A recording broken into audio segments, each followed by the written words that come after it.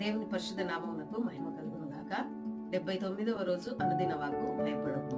ప్రకటన గ్రంథము 2వ అధ్యాయము 9వ వచనంలో, నీవు పొందబోవు శ్రమలకు భయపడకుము, మరణం వరకు నమ్మకముగా ఉండుము, నేను నీకు జీవ కిరీటం ఇచ్చేదను అని ఆత్మ చెప్పుచున్నాడు.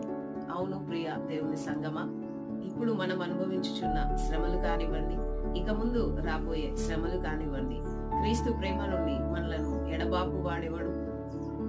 శ్రమ అయినను, బాధ అయినను, హింస అయినను, కరువు అయినను, ఖడ్గమైనను, వస్త్రహీనత అయినను, ఉపద్రవమైనను, మరణమైనను, జీవమైనను, దేవదూతలైనను, ప్రధానులైనను, ఉన్నవి అయినను, రాబోగునవి అయినను, అధికారులైనను, ఎత్తైనను, లోతైనను, మన జీవితంలో ఏది సంభవించినను భయపడక వదకు సిద్ధమైన గొర్రెల వలె దృఢ నిశ్చయత కలిగి బలమైన విశ్వాసంతో మరణం వరకు ప్రభువులోనే స్థిరముగా నిలిచి ఉందుము గాక.